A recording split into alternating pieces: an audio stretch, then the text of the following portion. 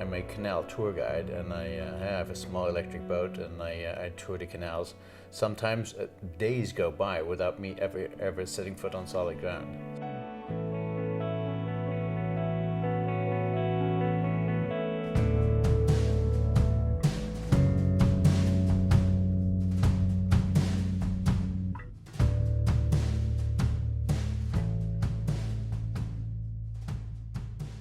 I've actually lived on this spot for about 20 years, actually 20 years this year. Before that, I lived on other houseboats in other parts of the Netherlands as well. But Amsterdam is a very special place to me. It's actually, even though I wasn't native, I think that the fact that I live on a houseboat actually counts double, so I'm sort of almost native.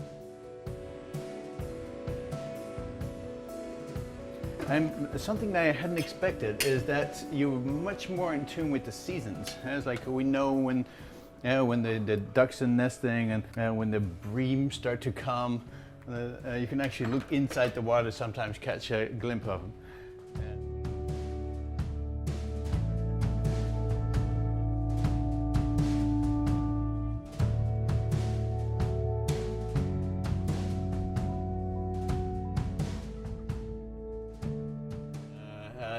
You can see that the tourists, they love to hang out by the canals. You can see their feet dangling over the water, which is usually a good indicator that they'd like to have a canal tour.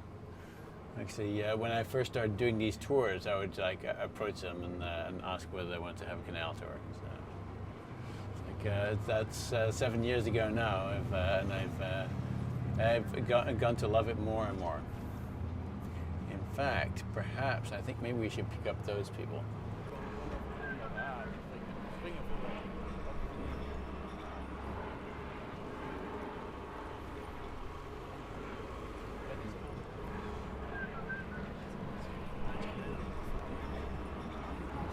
The thing about Amsterdam is that there is so much to do in for a normal tourist, like the Narrows House or the Anne Frank House or the red light district or the coffee shops naturally, that a lot of people really don't get to see the other equally nice parts of town. And I'm very happy that I'm able to show people this.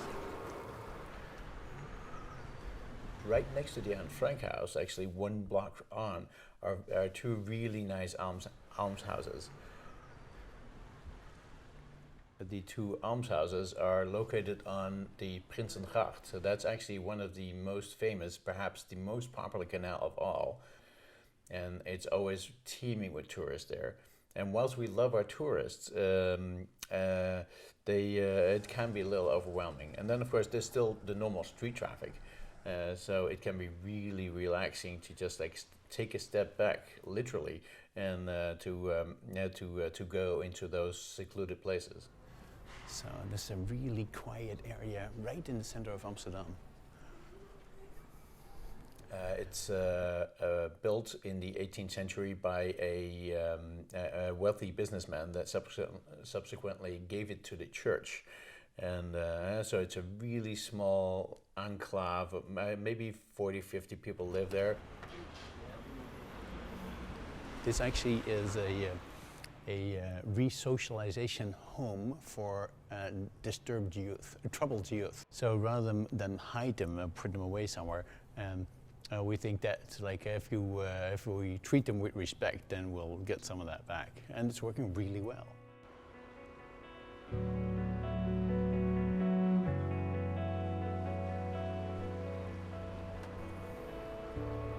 So I think it's really nice that that parts of Amsterdam are very distinct from one another. Like we're going from the canal district into the port, and it's an entirely different feel.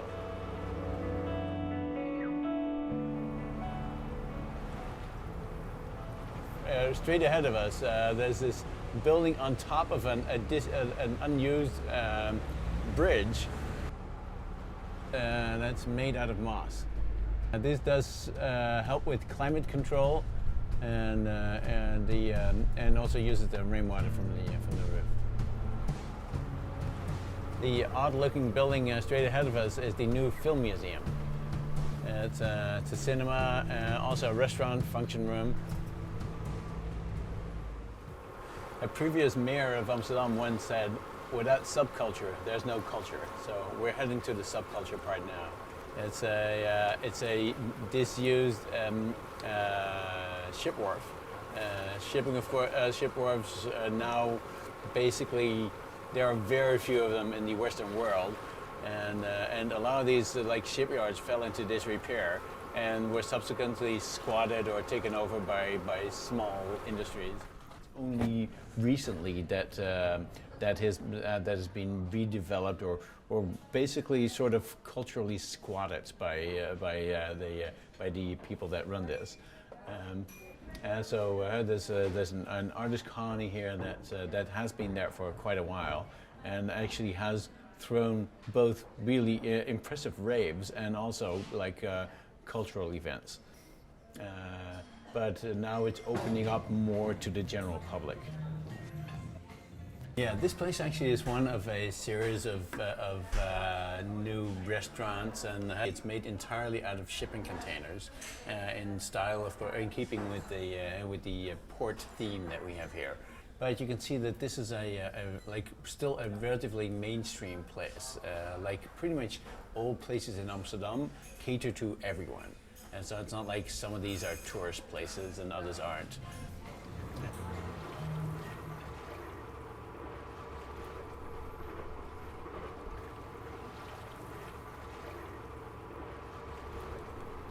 The place we're going to go to now is a temporary place, as Amsterdam have been having for the last couple of years. So the city of Amsterdam had this plot of land that they didn't know what to do with. So they actually had a contest, and you could subscribe and put your plan in.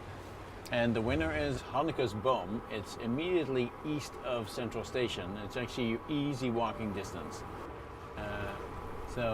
It's in the harbor, sort of in a somewhat isolated place, not quite inside the city and yet not quite in the harbor. That makes it really attractive. Actually, yeah, this is one of my favorite places to be. It's very relaxed. You can see that in my mind, I don't know if this is actually true, but in my mind, the typical Amsterdammer would go here.